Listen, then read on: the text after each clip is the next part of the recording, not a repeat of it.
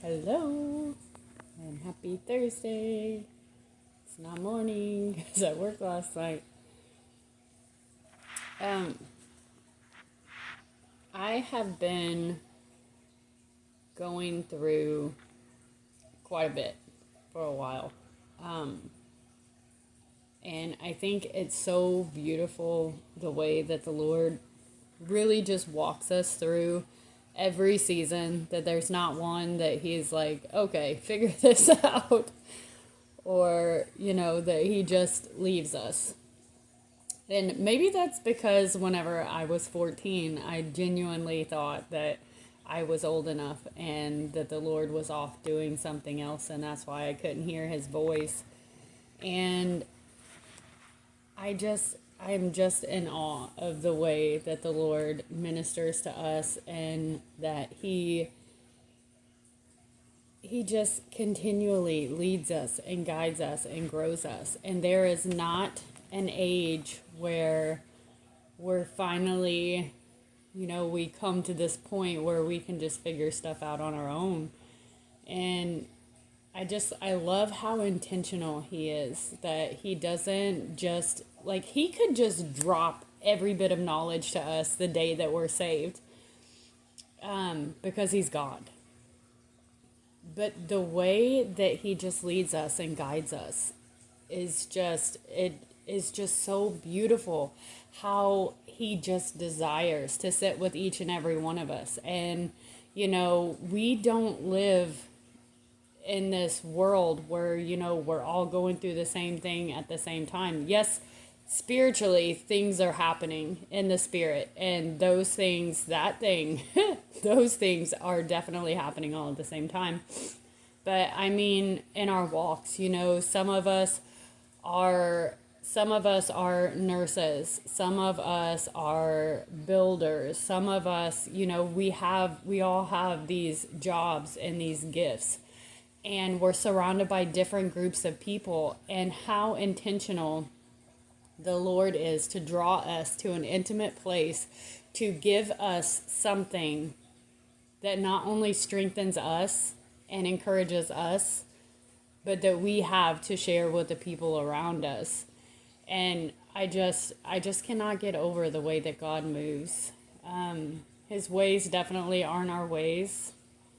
I think for us, that would be too overwhelming if every single person that we were connected to, that we were constantly giving them words and ministering. And we are not God. There is absolutely no way that we could do things and work things out the way that He does.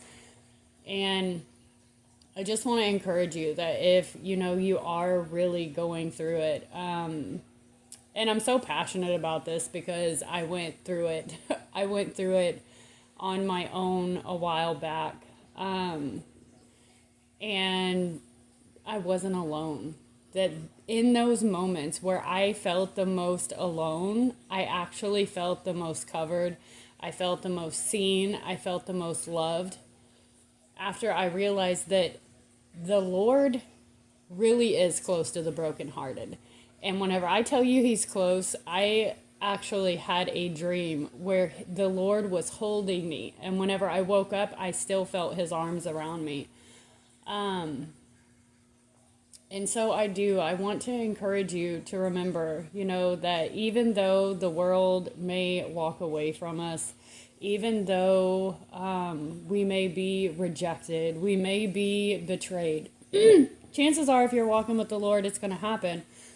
But I also want to encourage you in this, that even though the Lord never leaves us, that what the Lord does in that is He shifts us and He repositions us into different places. And I've said it before, and I'll say it a million times. If it had not been for that, I would not be walking in the things that the Lord had predestined for me. So something that happened in that area where, there were people ministering to me that were ministering opposite of what the Lord was showing me. And I was focusing more on their voice, even though I was still seeking the Lord for the things that He had for me. I got so lost in the busyness that it's almost like I could not hear God saying, okay, go this way. Okay, go that way. Because we know that, that we honor those in authority. We honor those who are over us. And so what we can do is we can start to follow the plans that they have for us, because they see things in us. And it's not a dig, but they can see, our strengths, and they can see, that we would be really good in these areas, and, to be building up these things. And it might not be exactly what the Lord has for you. So I do want to encourage you, to continually communicate with the Lord, because He has the best plans. These animals. I got the cat right here and the dog right here. So whenever I opened up the Word, I went to Psalm 128. And Psalm 128 says, "Blessed are those who fear the Lord." That's us, right? We have a holy fear of the Lord. Not that we're terrified of Him, but because we know who He is. We know that He is the Lord our God. We know that in an instant He could zap us into eternity. He could call us home. And He can do whatever He wants. But the healthy fear of the Lord that causes us to walk in obedience. So blessed are those who fear the Lord, who walk in obedience to Him. And that's where, like I said, we need to make sure that the way that we're living, even though it may not be wrong, even though it may not be an error, it may not be the thing that the Lord has for us. So it says, you will eat the fruit of your labor. That's not an option. It's not, a possibility. The word is serious. You will eat the fruit of your labor. It doesn't say you are eating it. So let me encourage you in that. If you're like, well, I am eating ramen noodles or bologna sandwiches. So we need to remember, we go through different seasons, and the Lord is so faithful to walk with us in each and every one. None of us have starved yet. Am I correct? Like, we're still here. And the Lord is not going to leave us. He's not going to forsake us. So you will eat the fruit of your labor. Blessings and prosperity will be yours. So they might not be yours right now, but they will be yours if we walk in fear of the Lord and obedience to Him. So it says, your wife will be like a fruitful vine within your house. I am a lady, so I'm not having wives. So I will be like a fruitful vine within my house. And we can claim those things because the word is for us. So for the gents, your wife will be like a fruitful vine within your house. For us ladies, we will be the fruitful vine. Your children will be like olive shoots around your table. Yes, this will be the blessing for the man who fears the Lord. May the Lord bless you from Zion. May you see the prosperity of Jerusalem all the days of your life. May you live to see your children's children. Peace be to Israel. So these are blessed hopes that we can stand on. This is what the word says for me. I was having a conversation with the Lord last night about while I was at work about like how do people get so deceived into thinking, that this is what Jesus wants for them, or, this is who Jesus is. And he was like, they're not in my word. Like believers who say that they don't read the word. Well, in nursing, we have a saying, if you don't use it, you lose it. And I think that's why the Lord draws us back and forth from the Old Testament to the New Testament, to remind us of the things that were, the things that are to come, and the things that are happening right now. And to encourage us, we know that He never changes, that He's the same yesterday, today, and forever. So if He said it, He's going to do it. If He promised something, that's the hope that we can stand on, that fuels our faith, that fuels us to do the things that the Lord is calling us to do. I just thought that was super cool.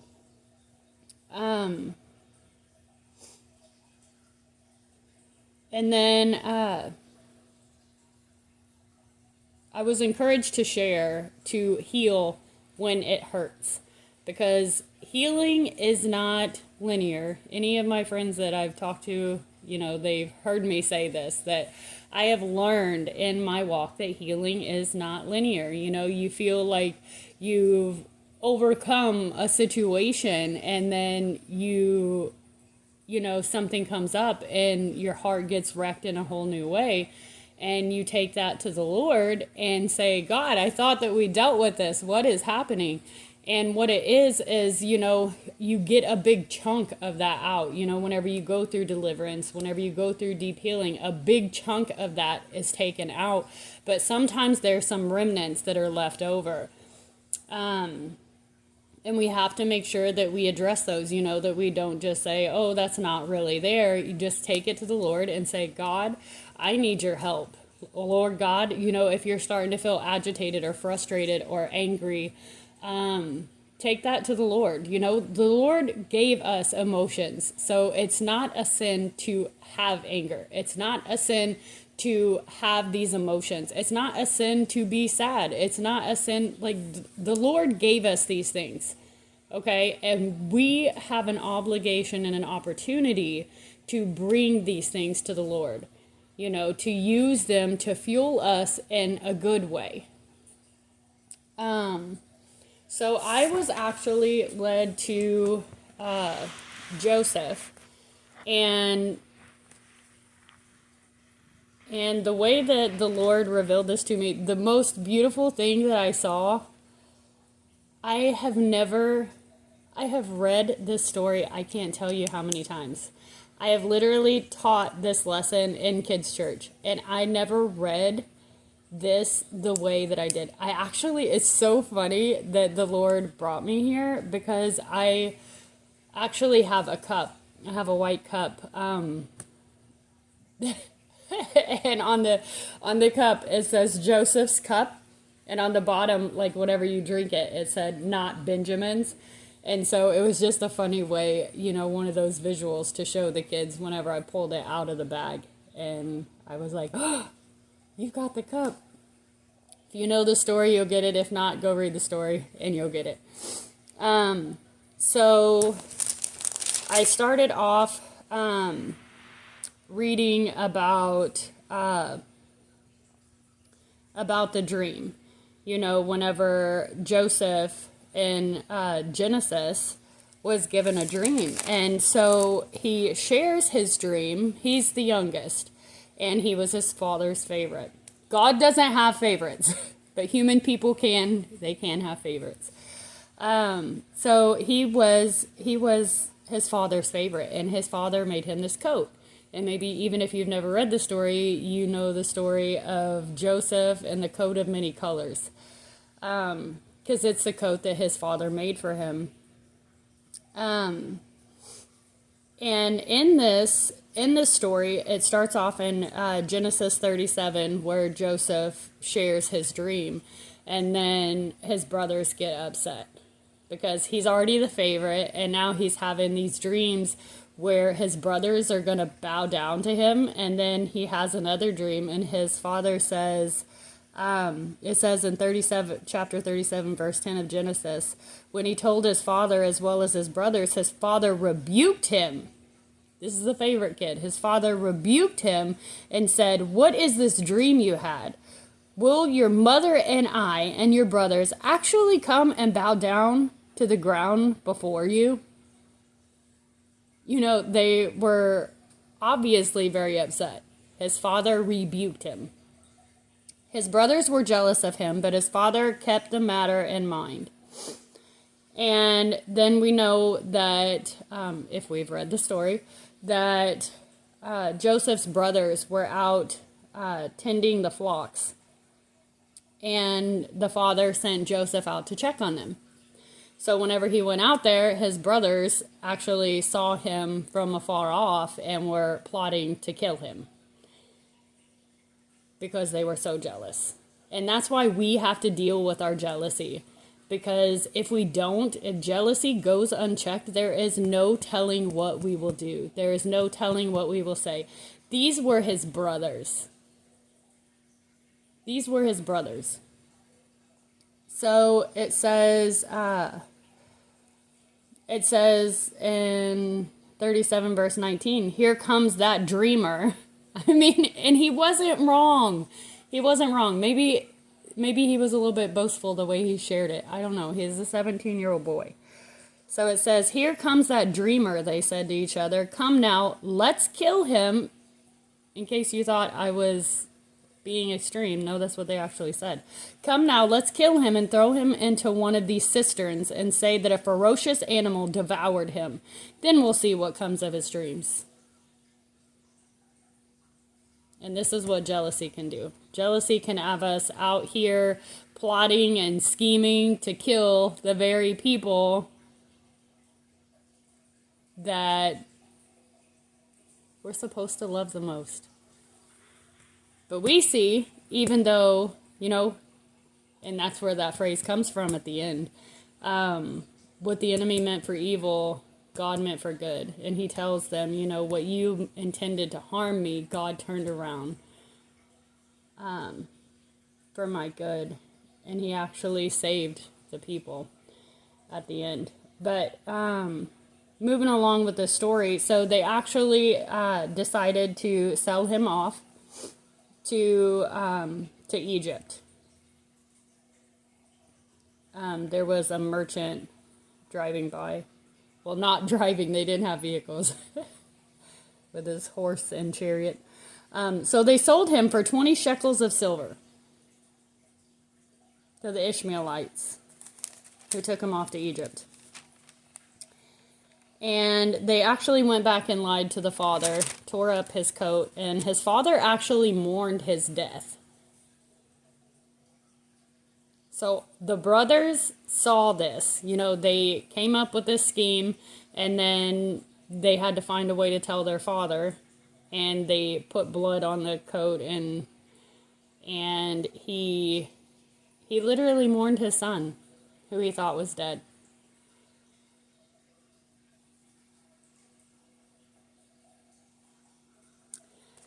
And then we're going to jump over to 39. So now we know that Joseph has been sold off into slavery. And then in chapter 39, it says, verse 1, now Joseph had been taken down to Egypt. Potiphar, an Egyptian who was one of Pharaoh's officials, the captain of the guard, bought him from the Ishmaelites who had taken him there. So the Lord was with Joseph, because just because people come against us doesn't mean that the Lord leaves us. The Lord was with Joseph so that he prospered, and he lived in the house of his Egyptian master. When his master saw that the Lord was with him, and that the Lord gave him success in everything he did, Joseph found favor in his eyes and became his attendant. So see, just because people do things against you and mean harm for you, does not mean that the Lord will leave you. And whenever other people see that the Lord's hand is on you, they will come alongside of you. Potiphar put him in charge of his household. He was in charge of his house. And he entrusted to his care everything he owned. From the time he put him in charge of his household and of all that he owned, the Lord blessed the household of the Egyptian because of Joseph.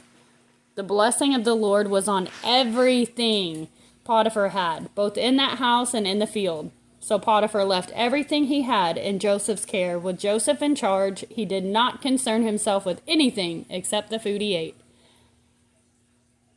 Dun, dun, dun. We know what's coming to those of us who have read it. Potiphar's wife. So Potiphar's wife actually decides that she wants to sleep with Joseph, and she said, come to bed with me, but he refused. And he said, "With me in charge," he told her, "my master does not concern himself with anything in the house. Everything he owns, he is entrusted to my care. No one is greater, no one is greater in this house than I am. My master has withheld nothing from me except you, because you are his wife. How then could I do such a wicked thing and sin against God?"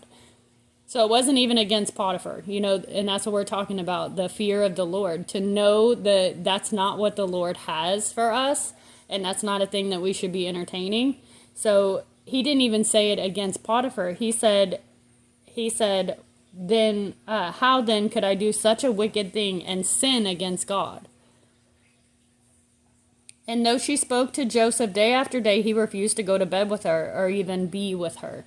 So she kept continually trying to get him to do this thing that he's like, "No, I'm not going to sin against God. I'm just not going to do it." And she just kept on and kept on. And one day he went into the house to attend to his duties. So he's just doing what he's supposed to be doing. And none of the household servants were inside. She caught him by his cloak and said, "Come to bed with me." But he left his cloak in her hand and ran out of the house. And this is a perfect example why men and women should not be alone together. Because we don't ever know. We can think we know a person. He literally lived with her. He knew the desires that she had to be with him. And while one day he just went about his business, going to do his duties, and she lied and said these things against him. Took his cloak, told everyone that she screamed, and then he ran. So then you know what happened to him? Chapter 39, verse 19, when his master heard the story, his wife told him, saying, "This is how your slave treated me." He burned with anger. Joseph's master took him and put him in prison, the place where the king's prisoners were confined. So now he's in prison. So he had a dream, and his brothers threw him in a pit. Or his brothers plotted to kill him, and they were going to throw him in a pit and let him die. Instead, they sold him off. And then he is in this house, and he's literally living the life. Still being obedient to God. And then insert Potiphar's wife. And it doesn't say anything about, that he tried to defend himself or anything. And so I do want to remind you, the Lord is our defense. That even though these things can happen to us, they can still happen to us. We need to be mindful that the Lord is our defense. And you'll see that here. It says, "But while Joseph was there in the prison, the Lord was with him." He didn't leave him. He showed him kindness and granted him favor in the eyes of the prison warden. So the warden put Joseph in charge of all those held in the prison, and he was made responsible for all that was done there. The warden paid no attention to anything under Joseph's care because the Lord was with Joseph and gave him success in whatever he did. And then it jumps to chapter 40, the cupbearer and the baker. So sometime later, these two gentlemen were thrown into the prison, and this is the thing that I saw that I thought was so beautiful. Chapter 40, verse 6. When Joseph came to them the next morning, he saw that they were dejected. So he asked Pharaoh's officials who were in custody, the cupbearer and the baker, with him in his master's house, "Why do you look so sad today?" Bro, they're in prison. And Joseph had been betrayed. He'd been lied about.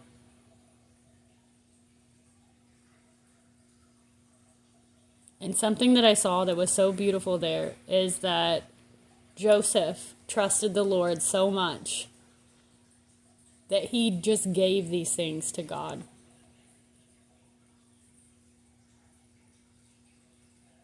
And was able to empathize with these two troubled men while they're in prison and asked, "Why do you look so sad today?"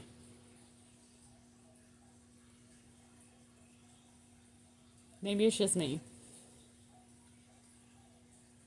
But that, to me, speaks so mightily about the character of Joseph.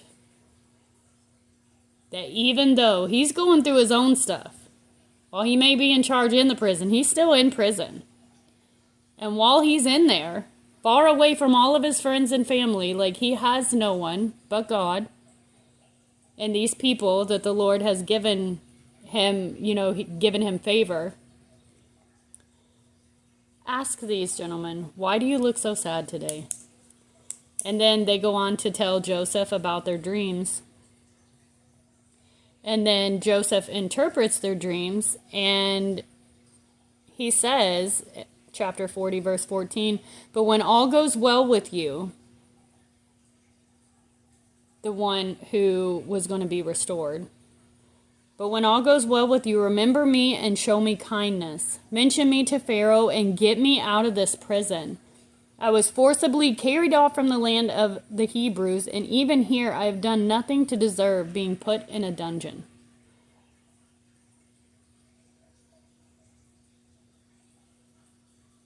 And then the other guy goes on to tell him his dream.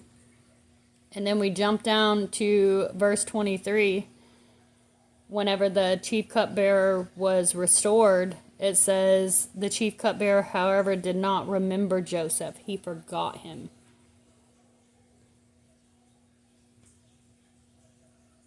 And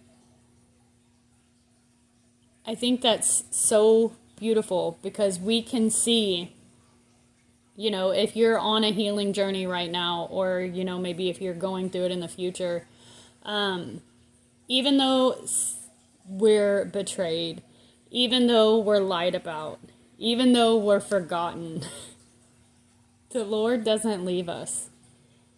Just because people do not see your worth, just because people do not remember us, just because people do not defend us or stand up for us, does not mean that the Lord is not working it out for our good. Because I know sometimes we can get a little bit rushy and like, God, been dealing with this for a long time. I mean, I can only imagine the length of time, Joseph was here dealing with all this stuff. But then Pharaoh has a dream.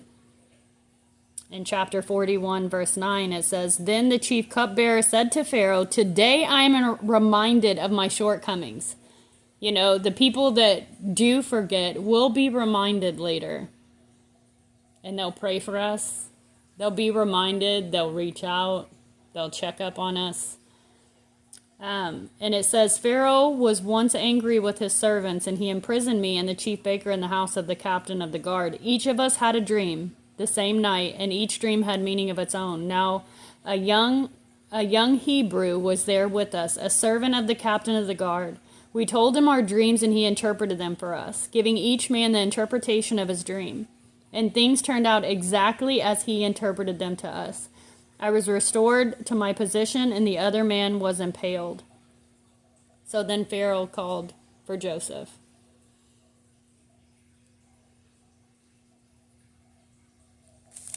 And then he was restored.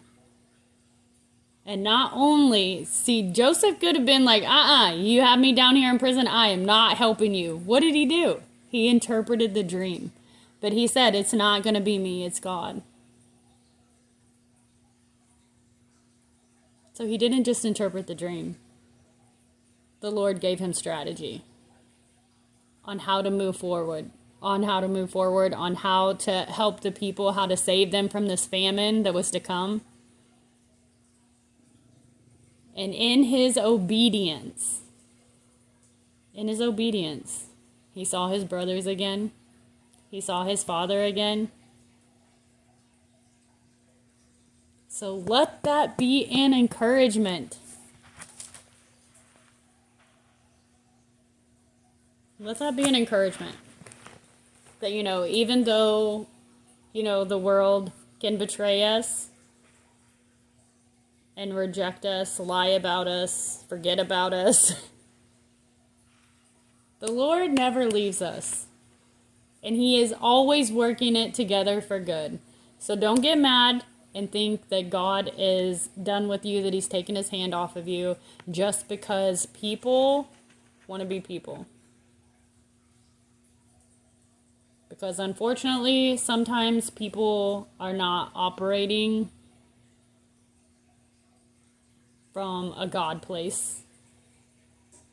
They're operating from greed, jealousy, and who knows, maybe that cupbearer was just old and he just was so excited that, that he was free and out of prison that he just totally forgot. Might not have even been intentional. People are dealing with their own stuff. And the world does not revolve around us.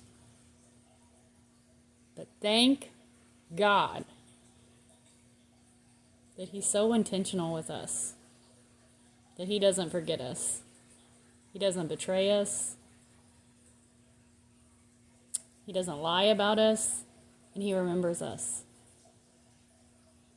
He sings songs over us. We are the apple of his eye. And if you don't know that, and you don't believe it, do a quick Google search, find the scripture, and read it over yourself. Lord God, this is what they're saying, but this is what you're saying. You are the God of the universe. Let his voice triumph over every single false word, false accusation, rejection, and let him propel you into your future. Just like he did with Joseph, he's doing for his people. Oh, how he loves us. So I pray that this blessed you and reminded you that you are special and that the Lord is never, ever, ever going to take his hand off of you. And that what the enemy means for evil, God turns for good. So be blessed and be encouraged in this day. I love you.